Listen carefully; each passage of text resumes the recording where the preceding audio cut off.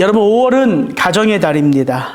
또한 오늘은 어버이 주일이기도 하죠. 팔복의 말씀을 어떻게 정리하며 마무리할까 생각하다가 문득 제가 한 가지 깨닫게 된 것이 있어요.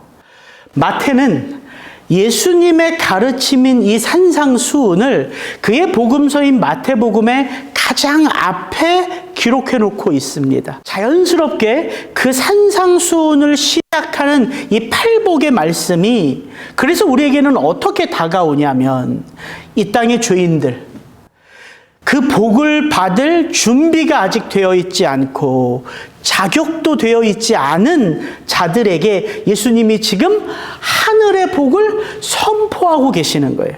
성경을 펴자마자.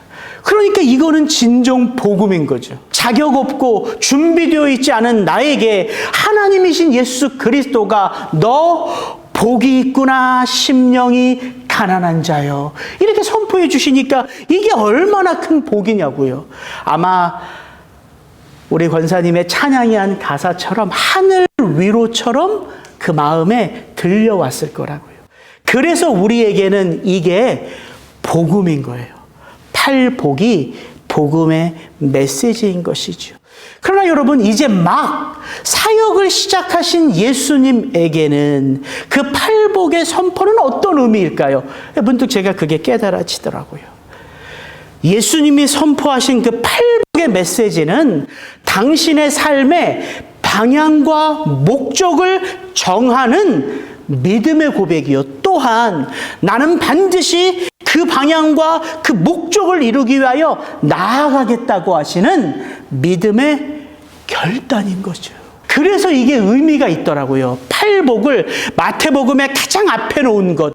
우리는 자격 없는 자로서 그 복을 받아 기쁘고, 예수님은 그런 죄인들을 진짜 나는 복 있는 자로 여기시며 내가 너희들을 위하여 반드시 마태복음 끝에 가서는 너희들이 다 그 복이 실체임을 깨닫게 할 것이다. 그런 결단이라는 거죠. 예수님은 진정 그렇게 그 십자가의 길을 걸으며 우리로 참 복을 보게 하셨습니다. 제가 이번 주 산책을 하면서 우리 성도님들에게 이 팔복을 다 외워달라고 부탁을 했기 때문에 저도 이제 외우려고, 이제 심령이 가난한 자는 복이 있나니 천국이 그들의 것이며, 애통하는 자는 복이 있나니 그들이 위로를 받을 것이며, 이렇게 한 절 한 절 제가 외우면서 산책을 하는데 문득 제 안에 이렇게 적용이 되더라고요. 여러분, 심령이 가난한 자, 우리가 가장 진실해질 때, 여러분이 가장 진실해지고 험불해질 때는 누구 앞에 설 때입니까? 문득 제가 그게 이제 생각이 되는 거예요. 제가 가만히 생각해 보니까 자녀들이더라고요. 자녀들. 아내, 아버지, 어머니도 물론 제가 진실해지기를 원하고 험불해지기를 원하는데, 자녀들만큼은 제가 심령이 가난해지는 것뿐만 아니라 내게 있는 것을 다 잃어버려도 그게 고스란히 다은이 주은이에게로 다 갈 수만 있다면 나는 그 가난함을 인정하고 기쁘게 받아들일 수 있을 것 같더라고요. 심령이 가난하다는 말은 내가 그 자녀들에게만큼은 험불하구나 생각이 되니까 나머지 7개의 복도 다 그렇게 적용이 되는 거예요. 애통하는 자는 복이 있나니. 여러분, 우리는 인생을 살면서 많이 웁니다. 애통하는 자가 돼요. 그런데 진정 우리가 속을 썩여가며 가장 가슴 아프게 울 때는 언제일까요? 자녀들이 아플 때예요. 자녀들에게 문제가 생길 때예요. 저희 와이프는요, 자기 수술할 때보다 주은이 수술할 때 더 괴로워하더라고요. 그게 부모의 마음이구나.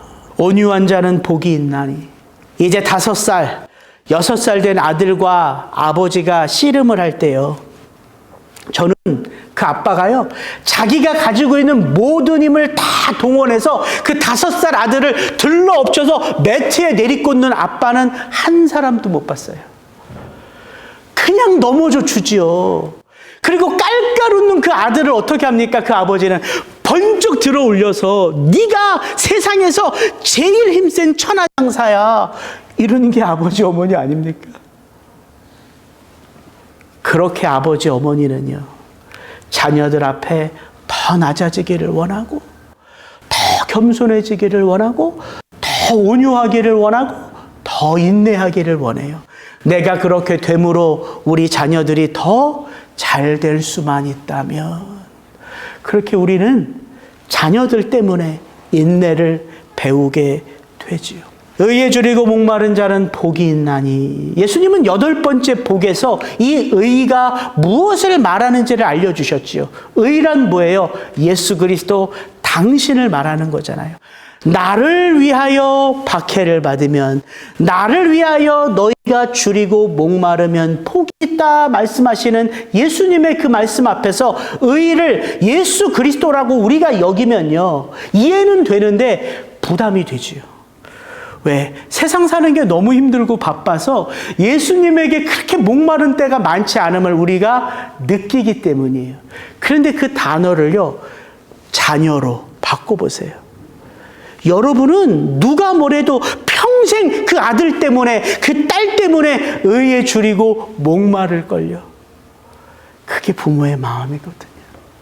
더 주고 싶은 게 아버지의 마음이에요. 내 딸에게만큼은 나처럼 고생시키고 싶지 않은 마음이 어머니의 마음이에요. 제가 그때 알겠어요. 이 팔복의 8개 다 그 대상을 자녀로 적용하면은 이 말씀이요, 그렇게 쏙쏙 들어와요. 아, 그렇구나. 나의 삶 속에서 일어나는 이 구원을 위하여 하나님은 이 세상 가운데 가장 먼저 어떤 공동체를 만드셨다고요? 가정이에요, 가정. 그 가정에서 나의 참 구원이 이루어지고 하나님 아버지가 주인 되는 그 가정에서 우리의 자녀들이 하늘아버지의 위로를 받으며 이 세상을 다스리고 정복할 수 있도록 하나님은 우리에게 가정을 주셨다는 거지. 그래서 시편 기자는 말하는 거예요. 보라, 자식들은 여호와의 기업 선물이요, 태의 열매는 그의 상급이로다. 우리가 너무 잘 아는 말씀이잖아요. 그래서 잠언은 자식뿐만 아니라 아내도, 어진 아내, 지혜로운 아내, 사랑스러운 아내는 하나님이 우리에게 주신 선물이라 이야기한다고요. 여러분, 성경은 이렇게 가정이라는 이름을 존귀하게 여겨준다는 것이죠. 그래서 저는 오늘 어버이 주일을 맞아서 예수님이 선포하신 이 팔복의 말씀 속에 담긴 그분의 삶을 돌아보며 과연 나는 아버지로, 어머니로 어떻게 살아가야 하는가, 그걸 한번 살펴보며 이 팔복의 말씀 전체를 마무리하고자 합니다. 여러분, 예수님이 하신 가장 복된 사역, 그건 다른 게 아니죠. 저와 여러분들에게 잃어버린 하나님이 아버지이심을 다시 찾아주신 거예요. 이게 예수 그리스도가 하신 가장 놀라운 축복이에요. 잃어버린 아버지를 찾은 거예요. 찾은 거예요. 그래서 오늘 주디 권사님이 부른 이 찬송의 이 제목이 뭔지 아십니까? 돌아온 탕자예요. 기가 막히죠? 잃어버린 아버지를 다시 찾은 거예요. 그 아버지의 형상을 보게 되고, 그 아버지의 위로를 받게 되고, 그 아버지의 능력이 얼마나 놀라운지를 깨닫게 되는 축복, 그게 다른 말로 구원이라는 거예요. 구원. 예수님은 그렇게 우리에게 아버지를 보여주신 것이지요. 여러분, 그래서 성도가 이 땅을 살아가면서 내 힘으로 사는 것이 아니라 하늘 아버지의 힘으로, 하늘 아버지의 위로로, 하늘 아버지의 함께 하심으로 살아가는 것이 성도의 능력이고 복이라는 거예요. 복. 팔복은 우리에게 그렇게 아버지와 함께하는 삶의 여정을 말해주는 것이지. 그래서 팔복의 첫 번째 복과 마지막 복은 하나의 복으로 연결되어져 있어요. 심령이 가난한 자는 복이 있나니 천국이 하늘 하늘아버지가 너희의 것이며 라는 그 첫 번째 복은요, 마지막 8번째 복이 똑같습니다. 의를 위하여 박해를 받은 자는 복이 있나니 그 하늘아버지가 너희의 것임이라. 여러분, 얼마나 놀라운 말씀입니까?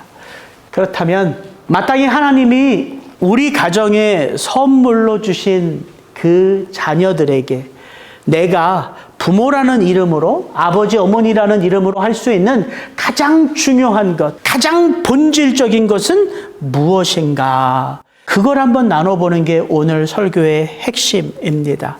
다른 것이 아니에요.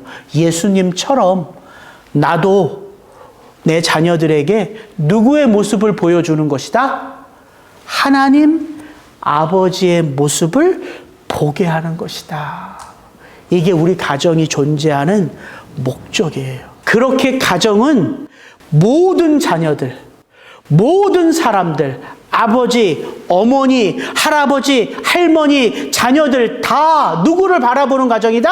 하나님을 아버지로 바라보는 가정이다. 그래서 우리 가정의 주인이 하나님 아버지이신 것이지.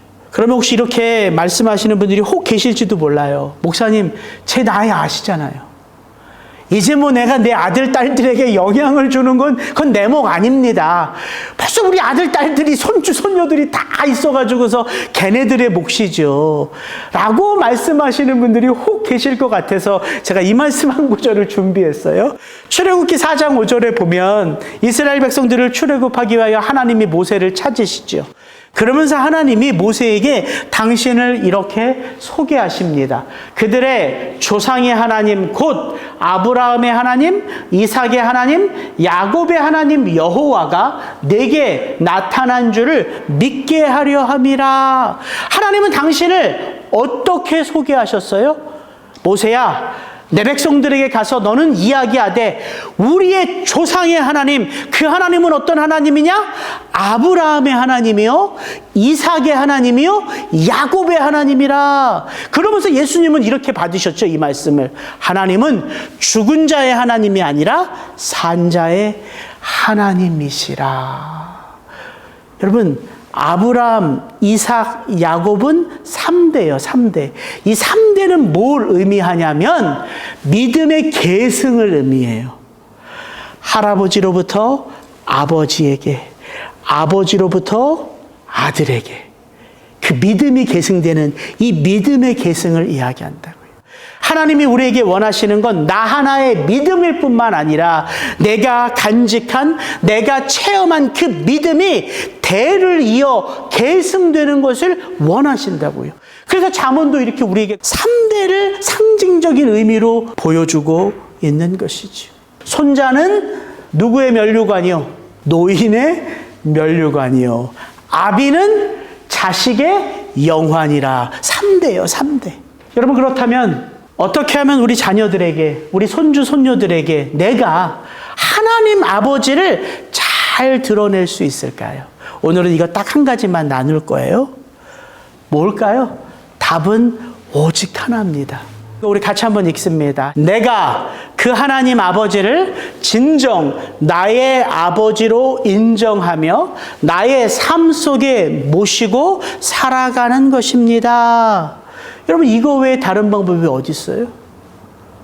내가 하늘 아버지를 나의 아버지로 인정하며 나의 삶 속에 그 아버지와 함께하고 있는 것을 보여주는 거, 그것이 우리 가정의 주인은 하나님 아버지이심을 드러내는 유일한 방법이죠. 그래서 신앙에는 여러분 요행이 없습니다. 신앙처럼 정직한 삶이 없어요.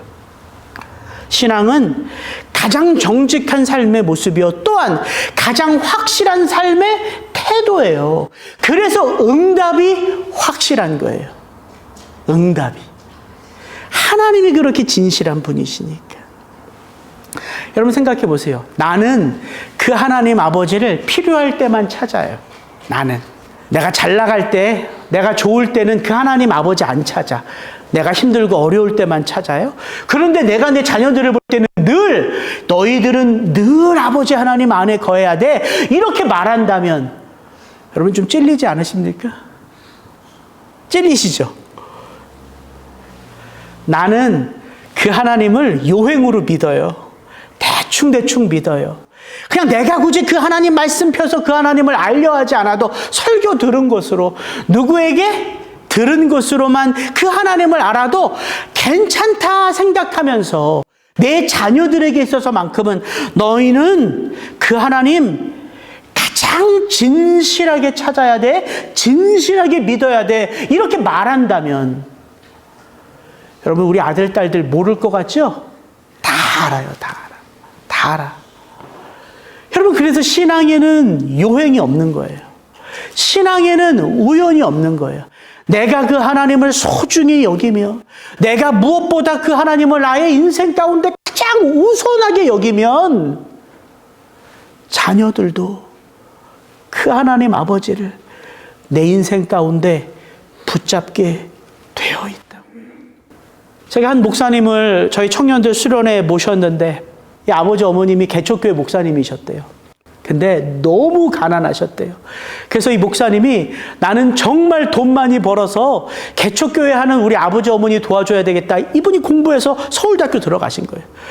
왜 그런 마음을 가졌냐면, 아침이면 자기 학교 가기 전에 어머님 아버님이 자기를 여기 딱 데려다 놓고 예배를 드리고 학교를 보내는데 울지 않을 때가 없었다는 거예요. 그 아버지 어머니가. 그래서 이제 저는 되게 가난하고 처량해서 아들 보기에 미안해서 목사님이 항상 그렇게 우셨나 보다, 이제 그 대답을 기다렸는데, 가난해서 운 게 아니라, 억울하고 불쌍해서 운 게 아니라, 이런 나에게 교회를 하게 하신 하나님 아버지를 너무 감사하고 너무 고마워서 그래서 매일 울었다는 거예요. 그리고 서울대 가서 좋은 회사 취직했는데 결국은 자기의 길이 교회 개척하는 길로 나아갔다는 거죠.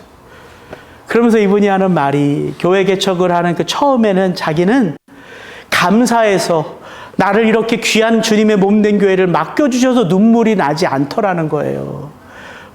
왜 내가 교회를 하면 잘 될 것 같은데 이렇게 안 되나.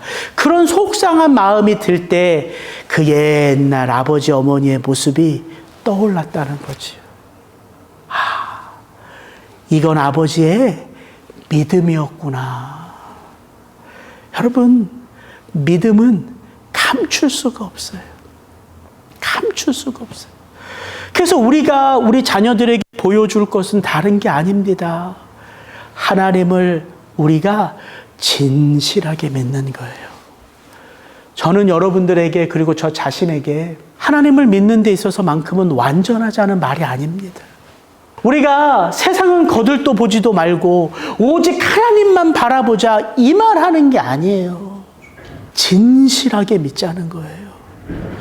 그리고 이 믿음이 얼마나 중요한지를 우리가 알고 믿자는 거예요. 여러분, 출애굽기에 보면 모세와 여호수아 시대는 어떤 시대입니까?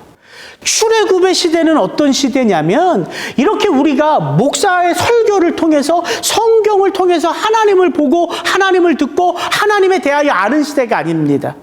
여러분, 출애굽의 백성들은요, 그 시내산에 올라가서 육성으로 하나님의 음성을 들었던 자들이에요. 육성으로. 여러분, 성경을 보십시오. 하나님의 목소리를 들었다고 나와요. 그래서 그 백성들이 두려워 떱니다. 하나님의 목소리를 처음 듣는데 그 하나님의 가득한 임재가 얼마나 강력했냐면, 이스라엘 백성들이 모세에게 부탁을 해요. 모세요, 이제 우리에게 하나님이 직접 말씀하시는 것을 우리는 견딜 수가 없습니다. 하나님은 누구에게 말씀하시고 당신에게 말씀하시고 당신이 그 말씀을 우리에게 전해주는 것만으로도 우리는 그 하나님을 잘 믿을 수 있습니다. 여러분, 그래서 광야를 걸어가는 이스라엘 백성들은 하나님의 임재 속에 걸어가잖아요. 구름 기둥과 불 기둥이 함께합니다. 하나님의 임재를 상징하는 성막이 그들 가운데 있어요. 여러분, 그런 자들이 이스라엘 백성들이에요.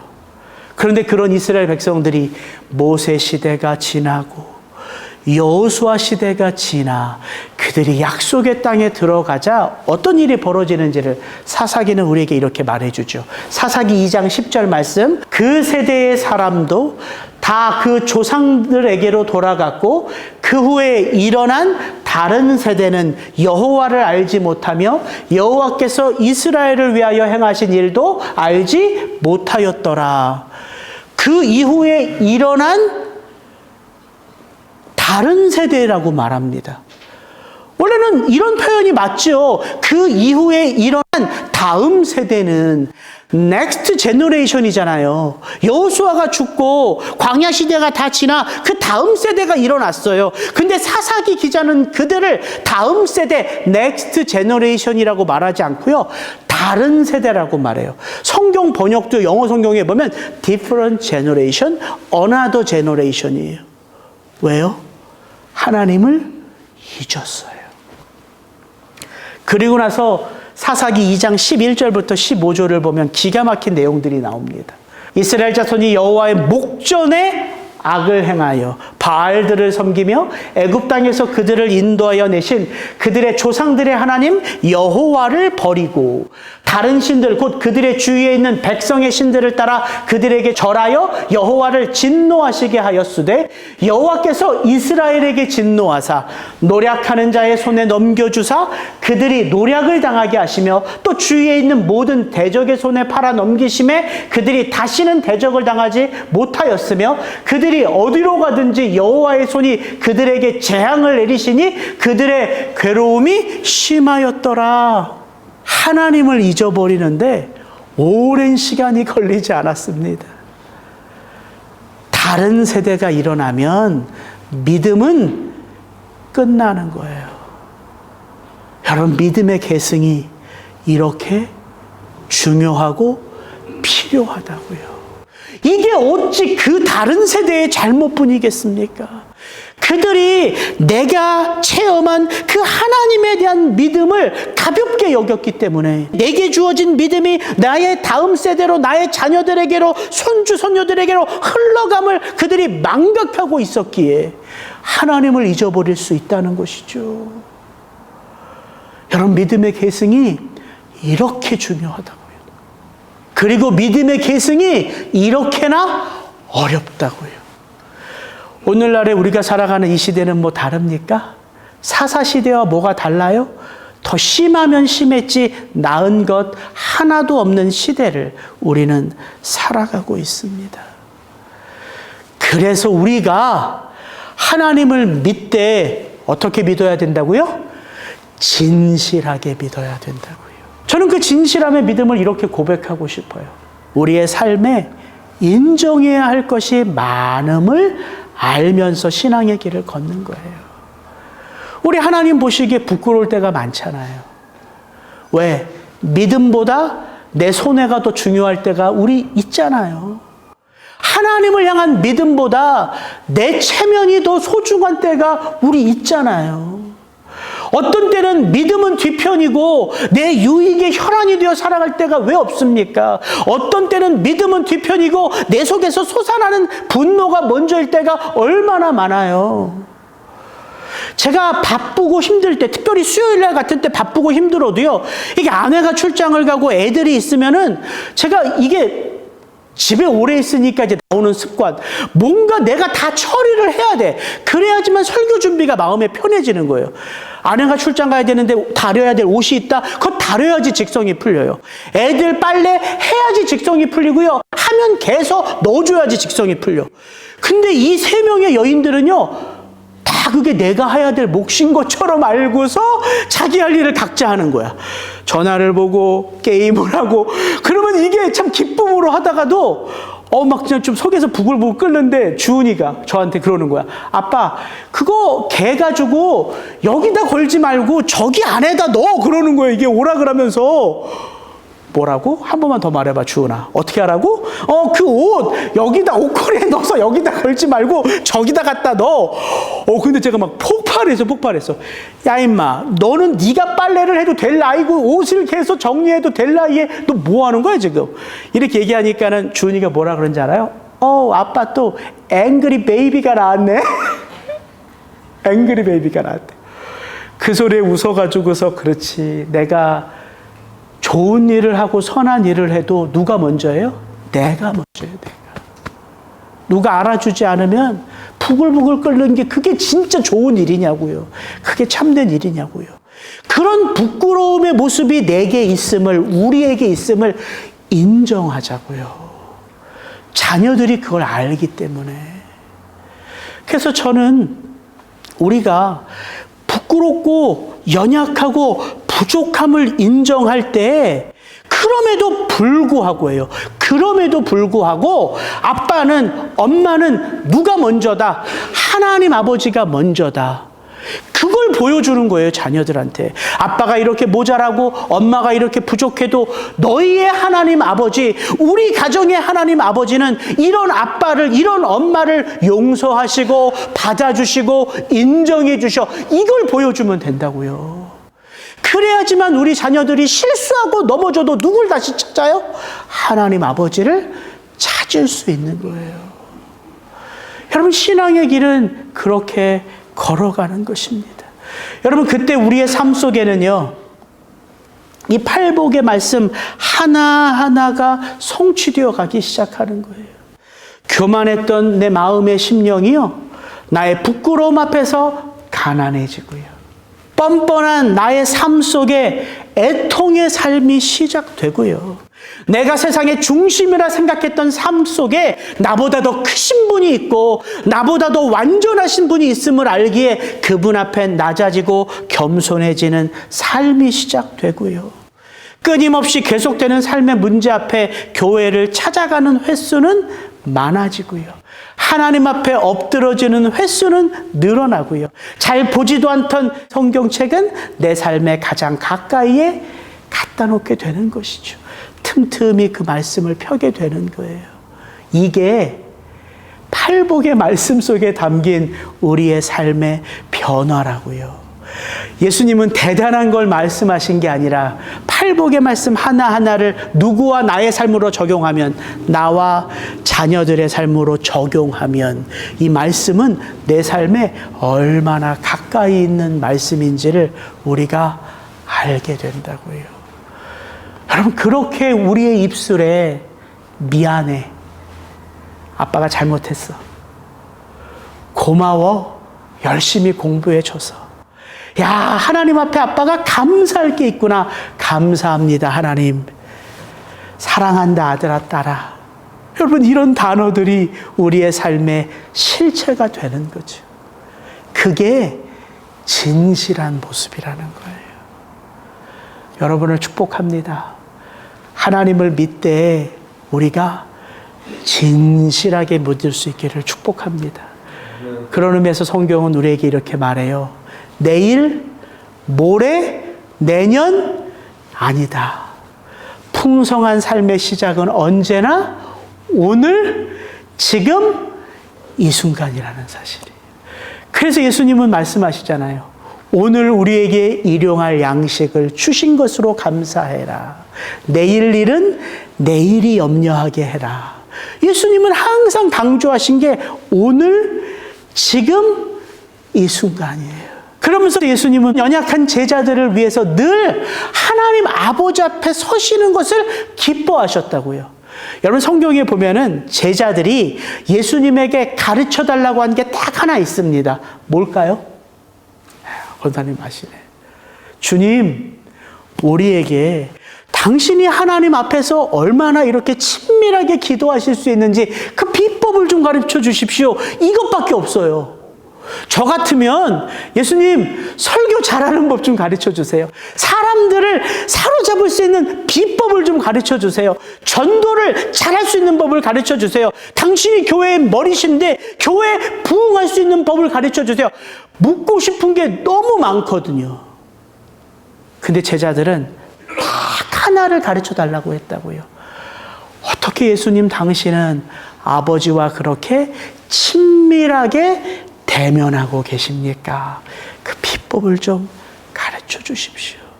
다른 걸 말하는 게 아니죠. 예수님에게는 누가 가장 소중했다? 하나님 아버지. 여러분, 이게 신앙이에요. 신앙이란 다른 것이 아니라 여러분이 가장 소중하게 여기는 것, 그것이 곧 하나님이심을 드러내는 내 삶의 태도. 그 삶의 태도가 참 거짓 없이 그 자녀들에게로, 그 손주 손녀들에게로 그렇게 흘러가는 거예요.